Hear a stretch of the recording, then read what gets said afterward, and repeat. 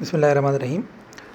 درس مثنوی مولانا روم کا یہ ہمارا لیکچر ہے، اور یہ لیکچر دراصل ہم نے درس مثنوی جو کہ ایک کتاب ہے حکیم اختر صاحب کی، اس سے یہ ہم نے اقتباس لیا ہے اور ہم اسے پڑھتے ہیں۔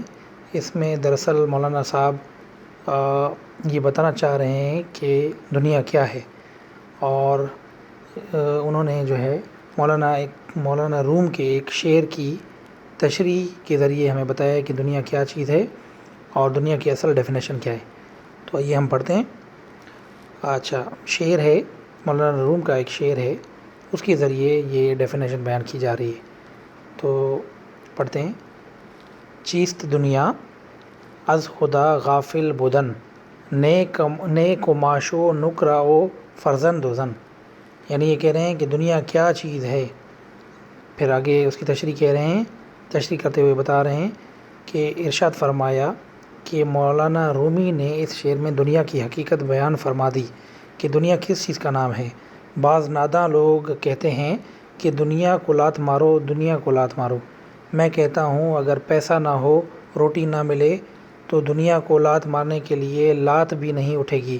معلوم ہوا کہ مال و دولت کا نام دنیا نہیں ہے، پھر دنیا کس چیز کا نام ہے؟ مولانا رومی ایک ہی مصرے میں سوال قائم فرماتے ہیں اور اسی مصرے میں جواب بھی دیتے ہیں۔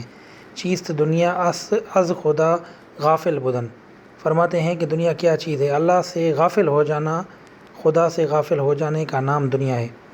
اچھا، آگے کہتے ہیں نیک قماش و نکرہ و فرزند و زن۔ قماش معنی کپڑا، کپڑے، چاندی، سونا، مال و دولت اور بیوی بچے دنیا نہیں ہے۔ اگر یہ چیزیں کسی کو اللہ سے غافل نہیں کرتی اور اللہ کی مرضی کے مطابق دنیا رکھتا ہے، اپنی دنیا کو اللہ کی نافرمانی میں نہیں لگاتا، تو یہ شخص اللہ والا ہے، ہرگز دنیا دار نہیں۔ ایک شخص مفلس ہے، تنگ ترشی اور فاقوں میں زندگی گزارتا ہے، لیکن اللہ سے غافل ہے، نافرمانی میں مبتلا ہے، یہ شخص پکا دنیا دار ہے۔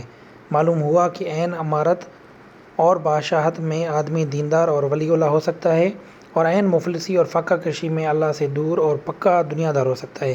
اس لیے مولانا نے غفلت من اللہ کو فرمایا کہ یہ دنیا ہے، نہ کہ مال و دولت کو۔